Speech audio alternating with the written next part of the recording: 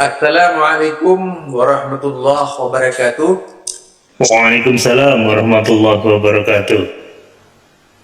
Alhamdulillah wa inna ahsanal kalami kalamullah wa khairul huda huda Muhammad sallallahu alaihi wasallam wa syarrul umuri muhdatsatuha wa inna kulla muhdatsatin bid'ah wa kulla bid'atin dhalalah wa kulla dhalalatin finnar. Kembali bersama saya Zulkarnain El Maduri. Kesempatan kali ini saya sengaja mendatangkan seorang tokoh, ya,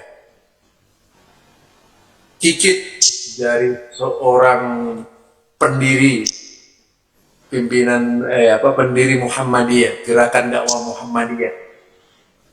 Kita tentu semuanya tidak asing lagi dengan Kiai Haji Ahmad Dahlan. Nah, kali ini yang akan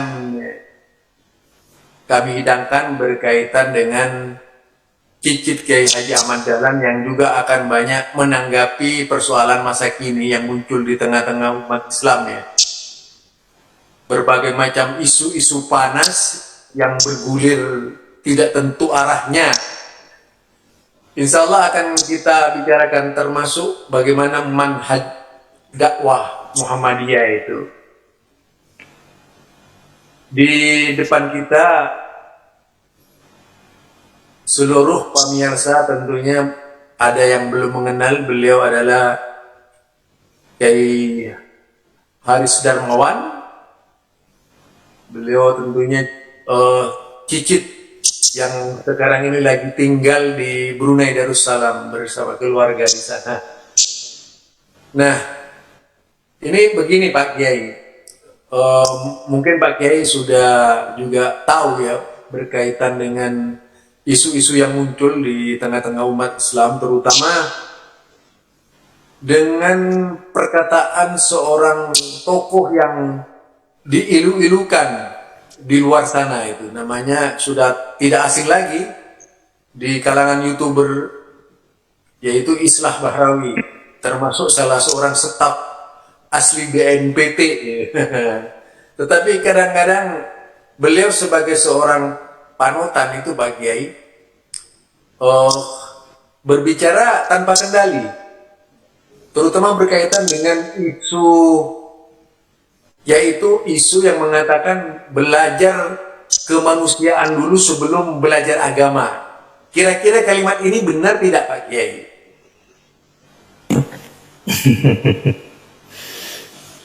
Itu jelas keliru, ya, karena agama inilah yang mengatur manusia. Sesungguhnya ketika agama Islam ini diturunkan, itu memang sudah dinyatakan sebagai petunjuk bagi manusia untuk menjalani hidup di dunia, karena manusia ini hakikatnya adalah diciptakan Allah untuk tinggal di dunia. Jadi makhluk surga yang diprogram untuk hidup di dunia, tinggal di dunia, memperbaiki keadaan di dunia dengan cara yaitu mengikuti petunjuk yang Allah akan turunkan, sehingga membuat kita kita lebih tenang dan tidak bersedih hati ketika menjalani hidup di dunia ini, karena janji-janji Allah itu pasti jelas. Sehingga kalau kita dikatakan belajar kemanusiaan dulu, manusia yang mana yang harus kita pelajari? Apakah manusia sebelum Nabi Adam, yaitu makhluk-makhluk purba seperti itu, ataukah manusia setelah Nabi Adam? Padahal Nabi Adam sendiri dia mengajarkan agama. Ketika diturunkan oleh Allah di dunia ini, diberi petunjuk, diikuti dengan turunnya petunjuk-petunjuk Allah. Jadi itu suatu perkataan yang sangat salah, Termasuk perkataan yang sangat batil, ya Pak Kiai, ya? sama sekali batil itu. Ya, kalau misalnya dilihat dari Al-Quran, padahal di situ Al-Quran mengajarkan sebuah kesatuan umat, artinya sudah memberikan pendidikan kemanusiaan itu. Jadi misalnya, Iya, Ya ayuhan nasu taqu rabbakumul ladzi khalaqakum min nafsin wahidah. Nah itu. Jadi wahai manusia, itu ditujukan kepada manusia. Fattaqullaha alladzi, itu sampai ayatnya terakhir. Min nafsin wahidah artinya Allah menciptakan manusia itu awalnya dari satu jiwa gitu. Artinya lebih mengutamakan kesatuan, untuk mengingat kesatuan. Jadi kalau dibandingkan dengan ayat ini, nyata sekali apa yang dilontarkan Islah Barawi itu melecehkan agama menurut saya, Pak Kiai. Iya, saya rasa dia sendiri ini apa? Saya melihat fenomena di mana manusia itu memandang suatu kondisi keadaan itu tidak menggunakan pola yang benar. Dalam artian pola yang benar adalah kita melihat suatu kondisi yang ada saat ini, apakah ini sesuai dengan Al-Quran atau tidak. Kemudian suasana seperti ini kira-kira kalau di zaman Nabi itu Nabi akan melakukan tindakan apa yang beliau ucapkan, apa yang akan beliau lakukan, kemudian bagaimana juga dengan sahabat dalam mengikuti apa yang beliau ucapkan atau beliau lakukan. Nah, sebenarnya yang benar itu seperti itu, proses melihat sesuatu, bukan kita melihat sesuatu fenomena kemudian kita sikapi dengan ilmu-ilmu yang sudah ada atau ikut arus. Sekarang ikut arus ya, ikut arus dengan masalah kemanusiaan lah, gender lah, kemudian perkara-perkara duniawi, sosiologi dan sebagainya. Nah, ini sepatutnya tidak kita lakukan. Kita merujuk dulu ke Al-Quran, ke hadis, baru kita bisa menilai ini benar atau ini salah. Lalu bagaimana benarnya dan bagaimana kesalahan itu diperbaiki. Nah, itulah manusia. Karena sesungguhnya manusia itu diturunkan untuk mencegah suatu perbuatan yang salah di dunia ini dan bagaimana memperbaikinya. Ya, kalau dilihat runut cerita itu dari Islah Barawi ini, jika dilihat di menggunakan teropong tadi wahyu Allah, jelas sekali bahwasanya apa yang dilontarkannya itu sangat batil. Karena betul. Iya, karena beliau seolah-olah ingin mengatakan bahwa agama itu tidak kenal pri kemanusiaan gitu dia. Agama itu kejam gitu. Itu seolah-olah seperti itu. Sehingga keluar perkataannya Islah Barawi yang cukup membahayakan itu Pak Kiai. Perkataannya tadi bahwasanya sebelum belajar agama, belajar kemanusiaan dulu gitu. Naudzubillah. Seolah-olah agama tidak mengajarkan kemanusiaan nih.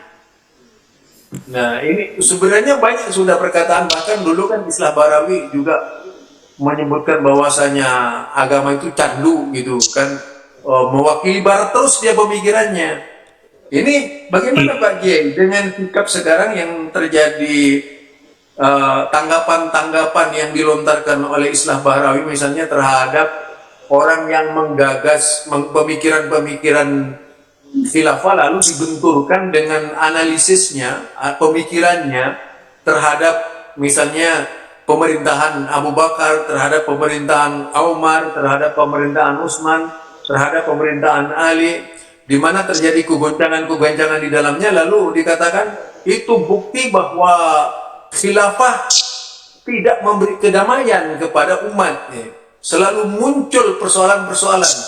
Orang seperti sahabat saja itu sudah dikatakan bahwa cara pemerintahannya seperti itu, apalagi seperti kalian mau mendirikan khilafah.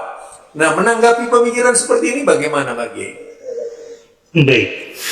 Jadi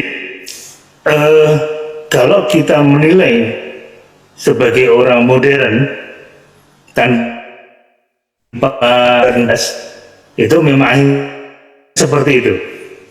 Jadi seakan-akan kacau, seakan-akan banyak pembunuhan, ada istilahnya khianat dan sebagainya. Itu tuh memang hal yang wajar yang kita terima saat ini karena kita mendapat runut cerita seperti itu. Kemudian kita menilai. Nah, ini kesalahannya adalah ketika kita menilai secara situasi kesejarahan. Nah, itu. Nah, yang benar adalah satu, kita harus ikuti apa kata Rasulullah. Rasulullah mengatakan setelah masa kenabian adalah masa khilafah Rasyidah.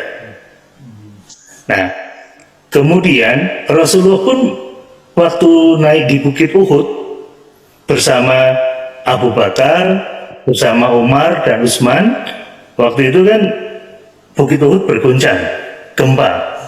Kemudian mengatakan, "Hai Uhud, diamlah. Di sini ada Nabi, ada seorang sidikin dan 2 orang syahid." Dan itu artinya apa? Rasul sudah mengatakan bahwa kematian Abu Bakar As-Siddiq itu biasa, tidak ada yang pembunuhan. Sedangkan Umar dan Utsman itu syahid. Nah, artinya apa? Rasul sudah menunjukkan kita itu mengikuti apa kata Rasulullah terhadap para sahabatnya. Oh, terjadi seperti ini. Berarti apa yang dikatakan Rasulullah benar. Kemudian ketika Rasulullah itu menangis, memegang janggutnya Ali bin Abi Thalib karena beliau melihat kamu akan dibunuh berdarah-berdarah seperti itu, artinya apa? Perkataan Rasulullah akan terwujud. Kemudian bagaimana? Iya, jadi apa yang dikatakan Rasulullah termasuk Muawiyah jalan, wah di sulbinya dia akan keluar raja-raja. Betul, karena apa? Rasulullah juga mengatakan setelah khilafah Rasyidah adalah mulkan. Dan siapa mulkannya? Keturunan dari Muawiyah. Kemudian beliau juga mengatakan kepada pamannya Ibnu Abbas, dia juga akan mengangkat raja-raja. Sama, akhirnya muncullah Bani Abbasiyah. Jadi istilahnya kita harus ikuti apa kata Rasulullah, semuanya itu benar. Jadi apa yang terjadi pada sahabatnya memang Rasulullah sudah memberitakan. Jadi bukan kesalahan sahabat, bukan apa, karena Rasulullah sudah tahu. Rasulullah sudah tahu, tapi beliau itu bukannya untuk, beliau tahu bahwa nanti setelah Umar itu terbunuh matinya, maka pintu fitnah terbuka. Betul. Akhirnya apa? Syiah luar biasa seperti itu. Kemudian di zaman Utsman terjadi perpecahan, kemudian sampai Ali dan seterusnya. Berarti fitnah di setelah khilafah itu muncul betul apa yang dikatakan Rasulullah.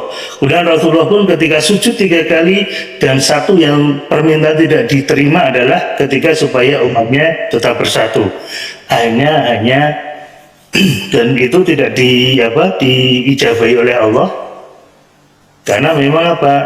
Ya itulah yang akan terjadi. Yang gitu. Artinya yang menimpa kepada Abu Bakar, Umar, Utsman, dan Ali itu sudah Allah beritahukan kepada Nabi Muhammad SAW, gitu ya. Iya, kita harus mengakui bahwa itu memang akan terjadi, dan Rasulullah sudah memberikan istilahnya sinyal. Kalau orang Jawa mungkin sanepo atau ada sudah diberitahu.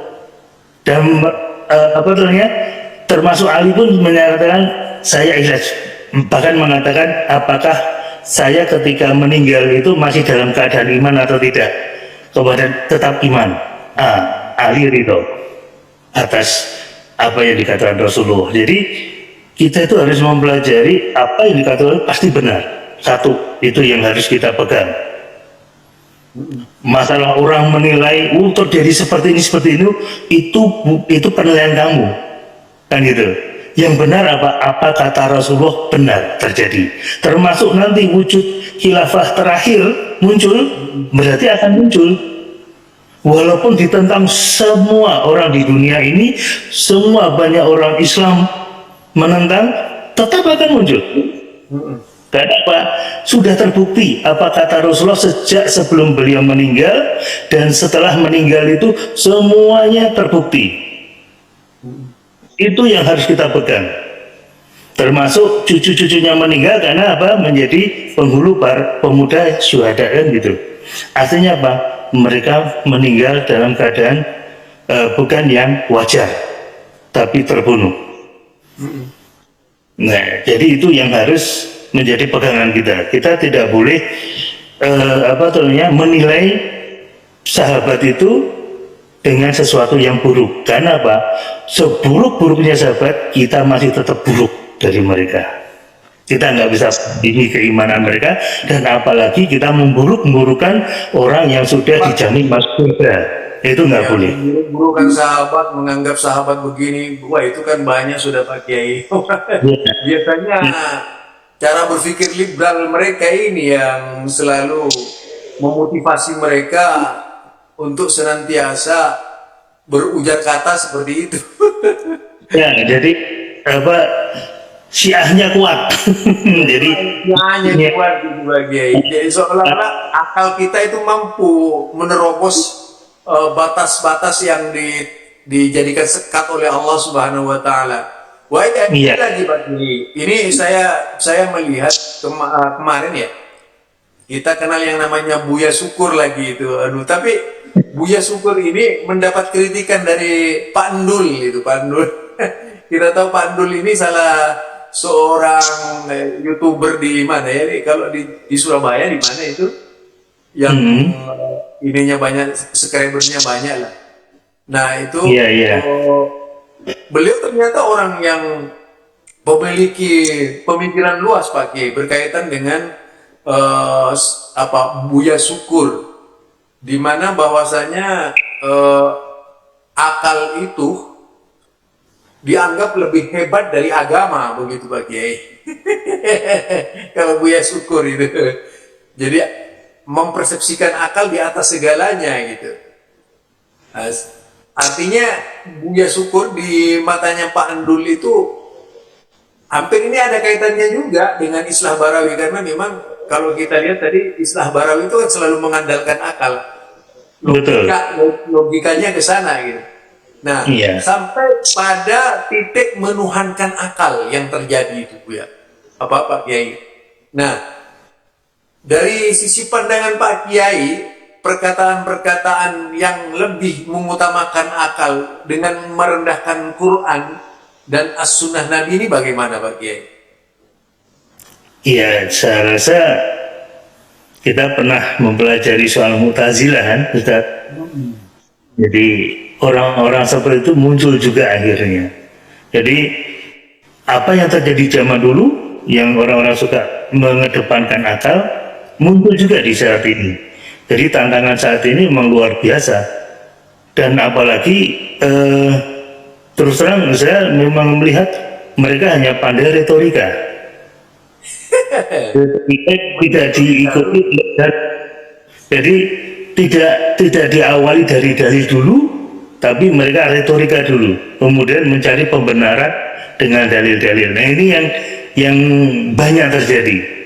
Akhirnya kalau kita lihat, biasanya kalau orang-orang seperti ini kita lihat dulu, kita runut dulu apa yang diomongkan, dalilnya apa. Nah, itu aja. Kalau nggak ada dalilnya, oh ini hanya ngarang, ini hanya retorika saja, putar-putar logika. Ya sudah, memang orang yang lemah cara logika mesti akan termakan. Tapi kalau orang yang kuat logika, orang yang kuat dalam memegang dalil, itu hanya melihat, orang ini ngawur saja gitu. Istilahnya tidak berkelas. Walaupun dia gelar doktor, walaupun dia mungkin gelarnya lebih dari itu, tidak berkelas. Kalau misalnya dia sudah meninggalkan Al-Quran dan As-Sunnah. Ini masalah lagi Pak Kiai. Ini kan sudah ada dua ini ya, isu tadi yang sudah diangkat itu. Nah, sekarang yang ketiga ini berkaitan dengan maraknya di kalangan kita sendiri, warga Muhammadiyah ya. Akhir-akhir ini sering digoncang oleh persepsi-persepsi yang ingin mempengaruhi cara berpikir anak-anak muda Muhammadiyah. Seolah-olah pemikiran itu pemikiran yang sangat canggih. ketika dikaitkan dengan liberalisme misalnya itu. Satu contoh seperti munculnya buku yang sebenarnya sudah lama, tahun 2009 munculnya Pak Kiai. Tapi kemudian kita lihat ributnya sekarang ya, karena memang itu di blow up, mungkin di backup sehingga muncul menjadi membesar. Lalu kondisi seperti itu juga bila lebih disimak lebih jauh lagi gitu, misalnya dengan Wahabi, justru kemudian menanggapi Wahabi itu seperti momok yang cukup menakutkan dan membuat setiap orang paranoid. Namun di sisi lain tadi ada varian baru yang diakui itu bisa merubah cara berpikir masa depan Muhammadiyah itu. Seperti varian Chris Muha itu tadi. Ini kan, waduh, luar biasa ini Pak Kiai, luar biasa. Karena apa? Varian Chris Muha ini diangkat setinggi-tingginya. Kemudian di tengah-tengah masyarakat diciptakan paranoid dan fobia yang luar biasa terhadap Wahabi. Sehingga dikenal dengan istilah Wahabi fobia. Terjadi itu di kalangan anak muda Muhammadiyah, AMM, Angkatan Muda Muhammadiyah, Pemuda Muhammadiyah. Rasanya untuk mengucapkan kata Wahabi, mereka ini berat banget Pak Kiai, berat banget. Tapi mereka spontan bisa dengan mudah mengucapkan tentang tadi itu Chris Muha gitu. Ini gimana Pak Kiai? Gimana ini Pak Kiai? Menurut Pak Kiai bagaimana kondisi begini? Ya, itu tadi yang dari fenomena awal. Jadi sepertinya kita sudah mulai jauh dari Al-Quran dan As-Sunnah. Dalam artian standar kebenaran kita itu apa? Ketika kita memakai standar kebenaran adalah Al-Quran dan As-Sunnah, maka kita harus punya pola bahwa yang dekat sama Al-Quran dan As-Sunnah itu dekat dengan kebenaran, kan begitu, mendekati kan. Tapi kalau sama, itu benar. Kalau sama dengan Al-Quran dan As-Sunnah, artinya itu benar sudah. Tapi kalau hanya dekat, berarti hanya dekat dengan kebenaran, belum tentu benar. Apalagi tidak sesuai dengan Al-Quran dan As-Sunnah, itu jelas salah. Nah, itu yang harus muncul di dalam logika kita, dalam ranah kita berpikir dan ranah kita bertindak. Ketika itu sudah menjadi pola pikir kita, pola tindakan kita sehari-hari, nah insya Allah yang hal-hal seperti itu tidak akan pernah muncul lagi. Karena kita memang selama ini kebenarannya diarahkan satu, dengan suara mayoritas. Karena kita memakai demokrasi, yang dianggap mayoritas benar, yaitu benar. Dan itu, ini suatu kesalahan. Harusnya kita harus punya pandangan sendiri bahwa jika itu sesuai dengan Al-Quran, itu yang benar. Jika itu sesuai dengan Sunnah, itu yang benar. Nah, kalau tidak sesuai, tidak benar. Itu saja. Seharusnya itu yang muncul di kader-kader Muhammadiyah dan orang-orang Muhammadiyah. Karena saya khawatir begini Pak Kiai. Khawatirnya itu seperti yang disebutkan oleh hadis Nabi, innallaha la yaqbidul ilma intiza'an yantazi'uhu minal abdi gitu. Allah itu tidak akan mencabut ilmu begitu saja dari seorang hamba. Walakin yaqbidul ilma min qabdil ulama. Tetapi Allah itu akan mencabut ilmu itu dengan cara mematikan ulamanya dari itu. Apa karena mungkin di Muhammadiyah ini sangat kekurangan ulama Pak Kiai? Iya. Jadi kalau saya melihat pola perkaderan, pola kemuhammadiyahannya, saya rasa tidak sampai menyentuh pada standar hidup kita apa. Karena memang kita harusnya berpegang pada Al-Quran dan As-Sunnah saja semata sebagai satunya pijakan kebenaran di situ.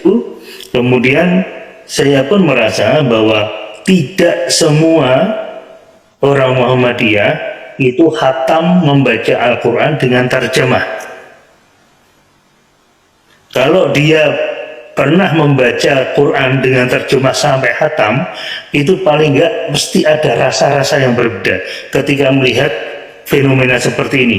Mesti ada semacam sesuatu yang ada di hati muncul.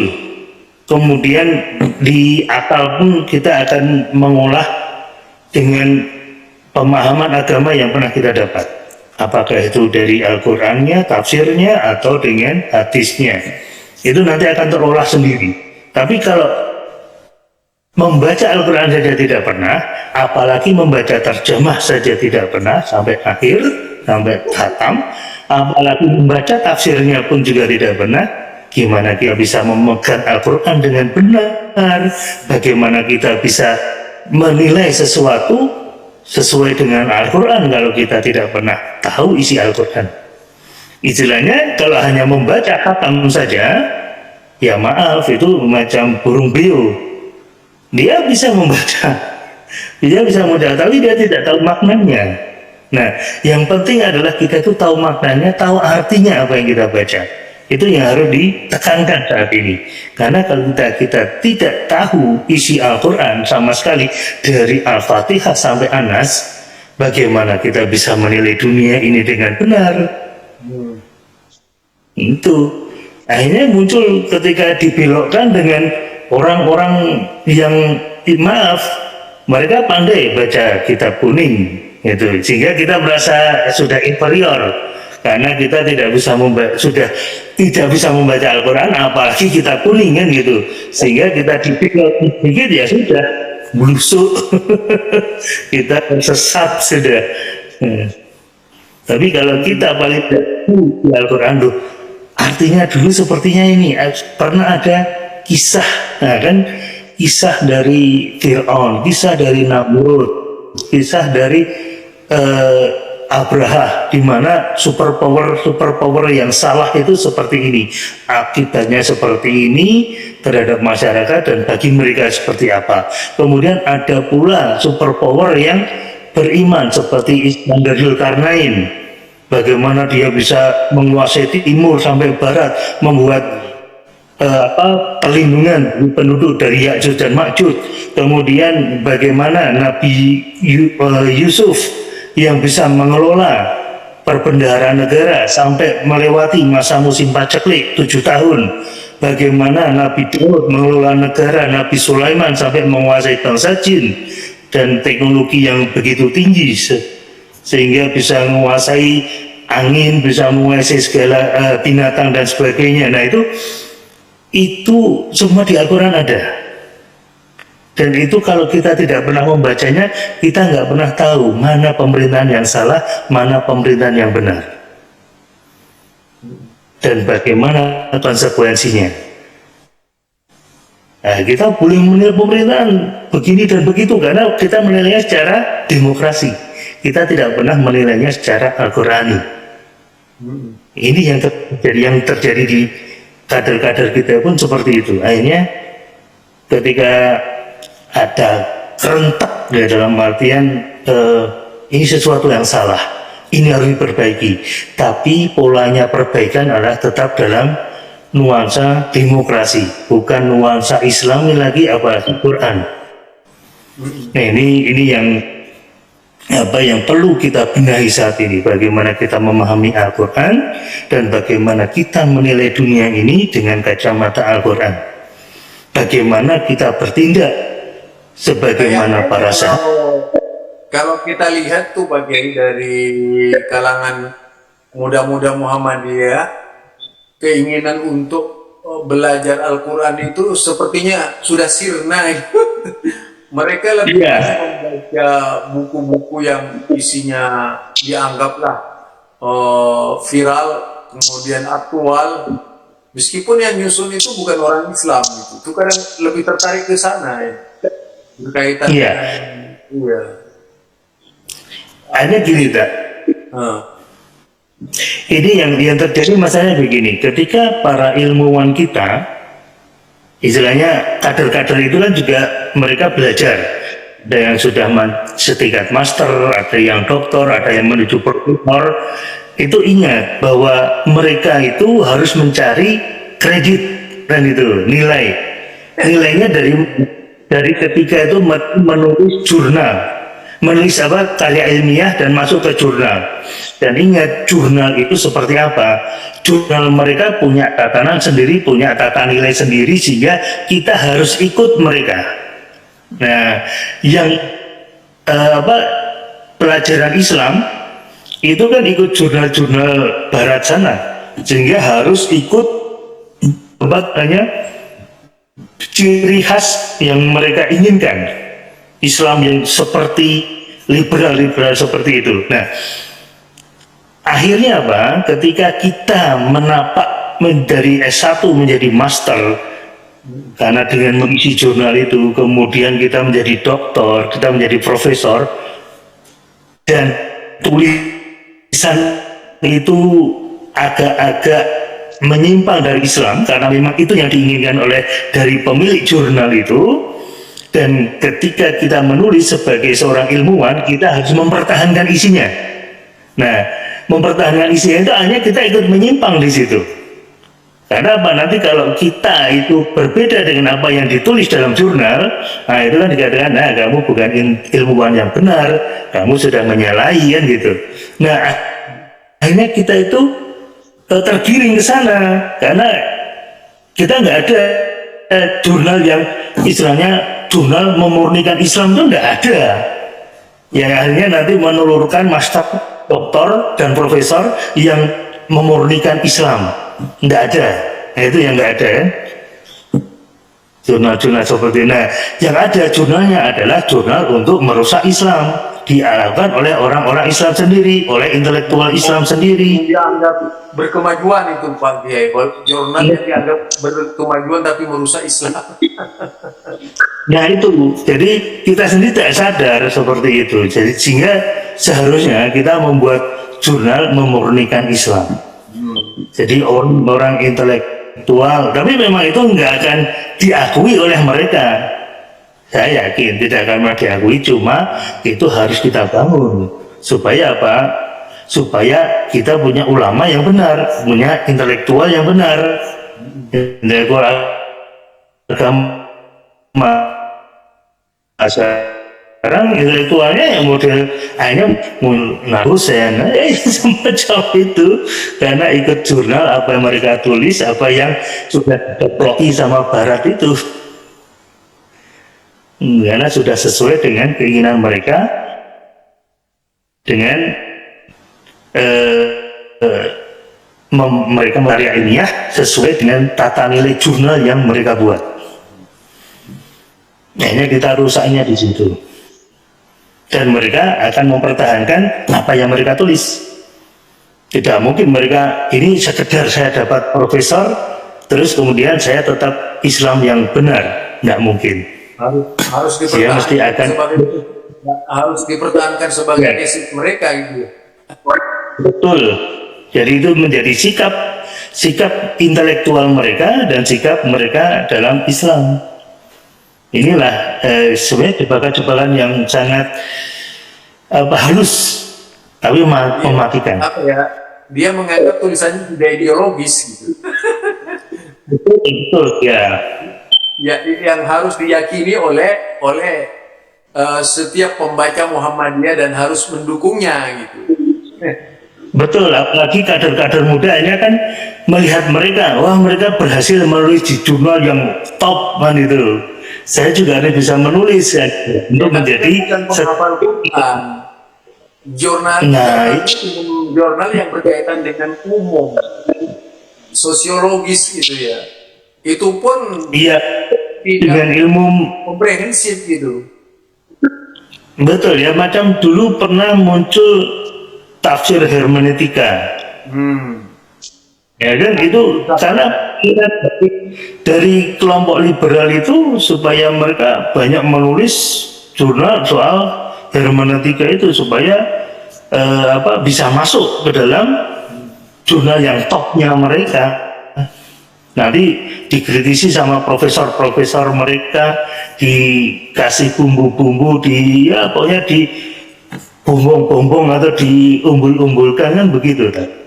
Jadi wah ini pemikirannya kritik, pemikirannya berani keluar dari tatanan yang apa klasik dan sebagainya. Mereka dikeprokin. Dan kayaknya anak-anak muda kita itu, muda-mudi kita itu di Muhammadiyah begitu mudah terpengaruh oleh istilah-istilah asing modern itu, Pak Kiai. Mereka itu mudah terpengaruh gitu.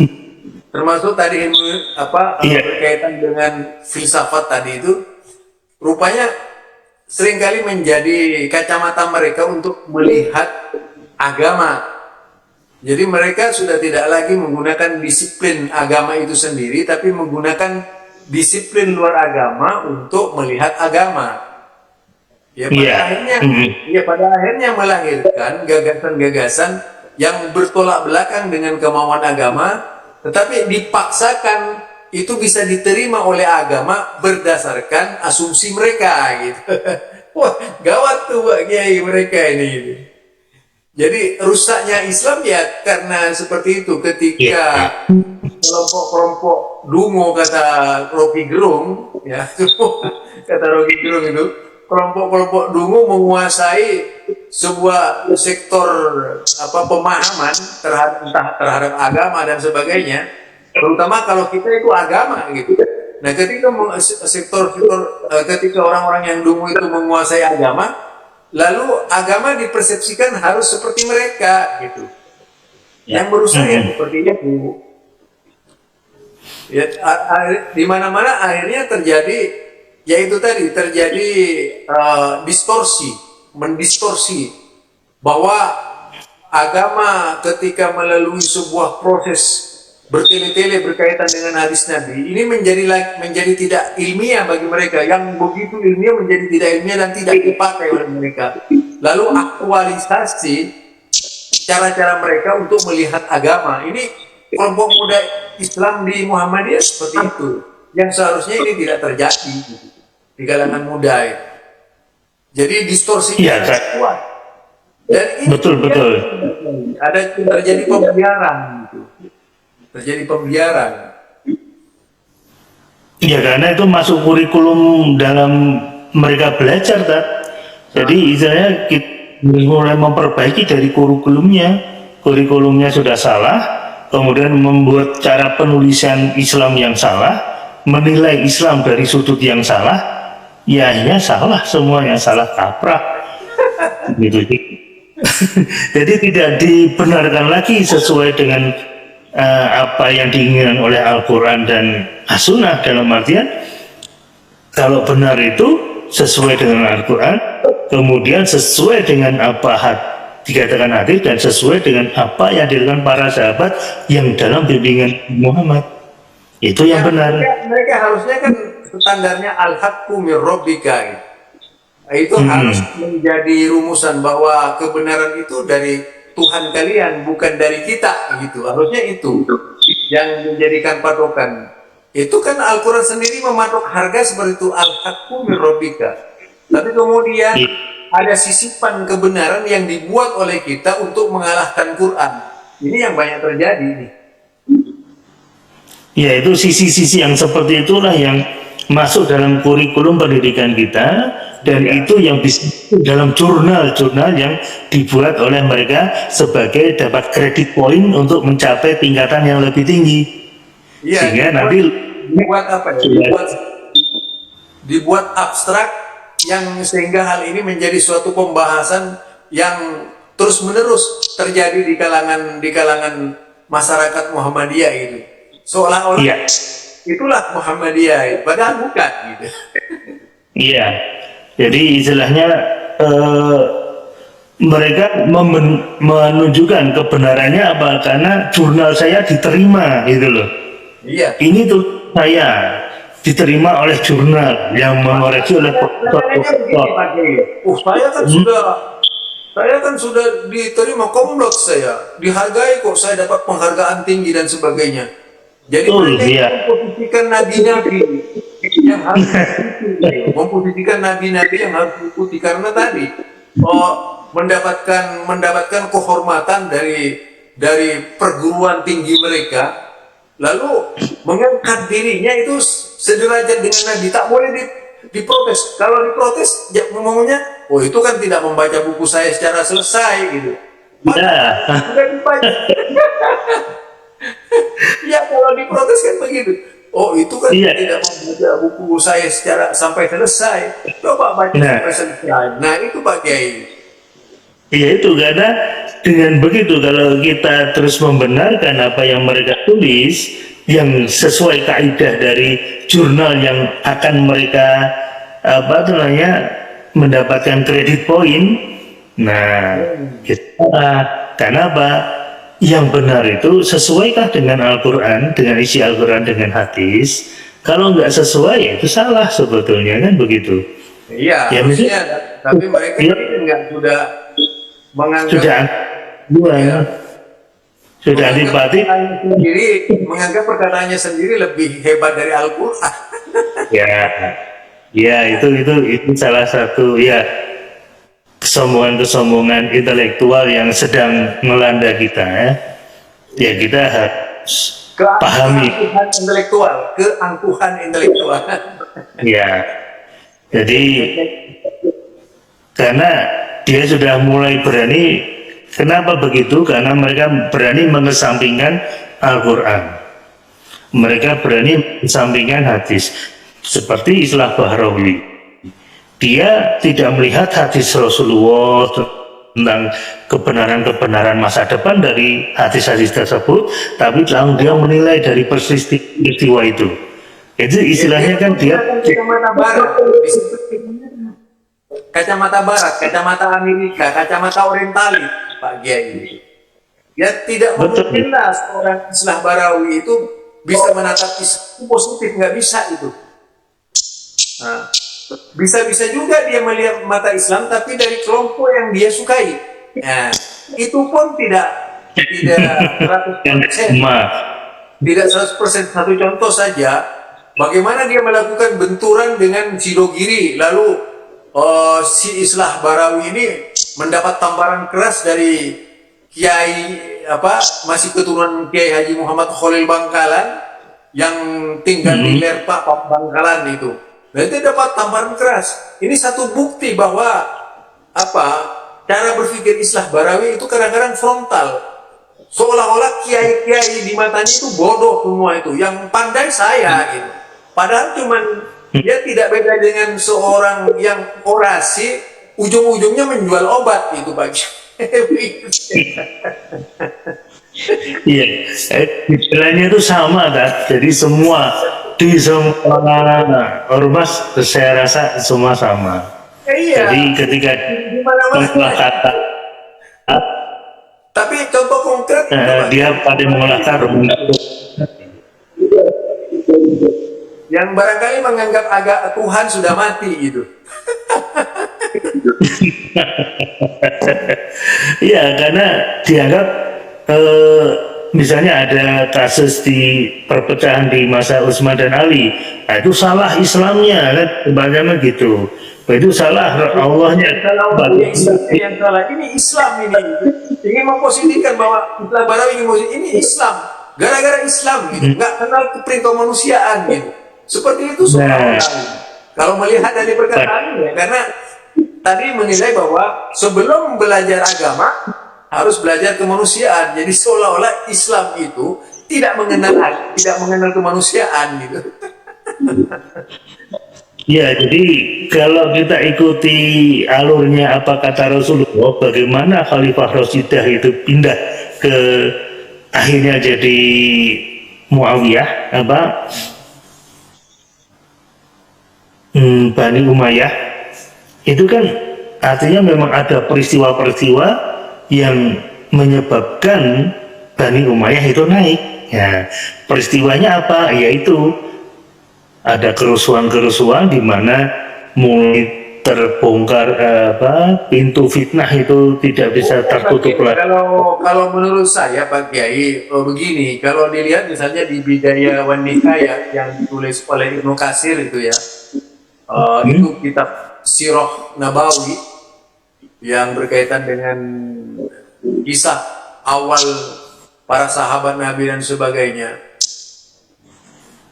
Kalau Islah Barawi itu menggunakan kacamata orientalis tadi selalu berbicara kejelekannya. Nah itu tidak mau berbicara positifnya gitu. Jadi kejelekannya ini memang senjatanya karena sepertinya dia kebenciannya kepada sahabat Nabi terasa sekali gitu. Suatu saat ketika berkumpul dengan orang-orang Syiah, waduh sudah itu. Akhirnya dia itu seolah-olah ya begitu adabnya terhadap mereka ini ada apa? Kadang-kadang saya berpikirnya begitu. Nah, jadi yang digambarkan itu bukan orangnya menurut saya. Memang ingin mempersepsikan bahwa agama ini tidak bisa membangun manusia lebih baik gitu. Seolah-olah seperti itu. Apalagi kalau melihat dari perkataan-perkataannya yang bahwa agama itu adalah candu racun dan sebagainya. Ini kan selalu dilontarkan oleh beliau. Memang artinya dia itu masuk agnostis itu Bu, Pak Kiai. Jadi setengah percaya Tuhan, setengah percaya Tuhan. Padahal melecehkan kitab-kitab Tuhan dengan sendirinya kan melecehkan tadi.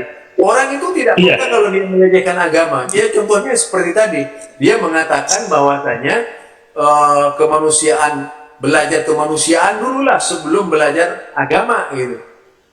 Ini kan padahal di dalam agama itu mengajarkan kemanusiaan. Jadi orang Arab saja kalau dilihat dalam sejarah, orang Arab dahulu kala yang namanya Quraisy itu kan tidak mengenal kemanusiaan.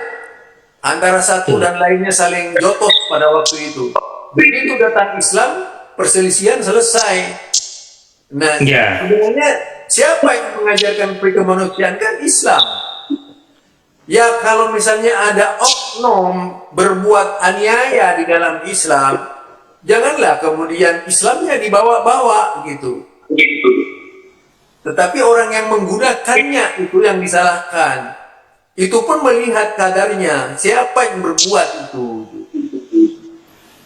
Kalau sekarang dikaitkan dengan sahabat lalu mau menuduh Abu Bakar As-Siddiq itu sebagai bencana agama, itu kan sama dengan Syiah nantinya.